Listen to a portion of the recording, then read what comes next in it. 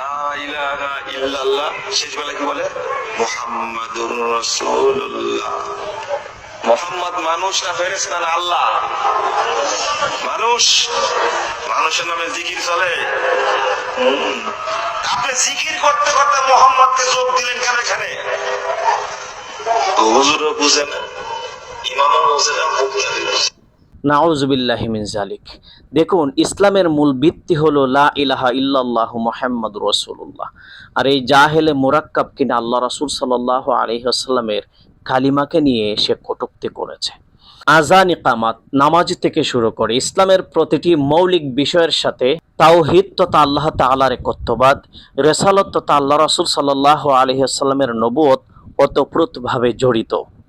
আল্লাহ রাসূল সাল্লাল্লাহু আলাইহি ওয়াসাল্লামের নাম মুবারক কালিমায় উচ্চারণ করা বা তার উপর দরুদ সালাতু সালাম পাঠ করা এটা সাধারণ কোনো মানুষের জিকির নয়, বরং আল্লাহ তাআলার প্রদত্ত নির্দেশ এবং ইবাদতের একটি অংশ। যেখানে আল্লাহ তাআলা দরুদ সালাতু সালাম সম্পর্কে পবিত্র কোরআনুল কারিমে মানুষদেরকে উৎসাহ প্রদান করেছেন। তিনি বলছেন, আমি নিজেও আল্লাহ তাআলা আল্লাহ রাসূলের উপর দরুদ শরীফ পাঠ করি, তোমরাও উত্তমভাবে আল্লাহ রাসূল সাল্লাল্লাহু আলাইহি সাল্লামের উপর দরুদ সালাতু সালাম প্রেরণ করো। আর সে কিনা আল্লাহ রাসূল সাল্লাল্লাহু আলাইহি সাল্লামের কালিমাকে নিয়ে কটূক্তি করেছে। তার মুসলমানিত্ব আছে কিনা চলে গেছে এটা আল্লাহ তাআলাই ভালো জানেন। বর্তমান সময় এই পথভ্রষ্ট আহলে হাদিসরা মানুষদেরকে মিসগাইড করে, বিভিন্নভাবে ব্রেইন ওয়াশ করে মানুষদেরকে ভুল ভাল বুঝিয়ে ইসলামের মূল শাখা থেকে তাদেরকে দূরে নিয়ে যাচ্ছে।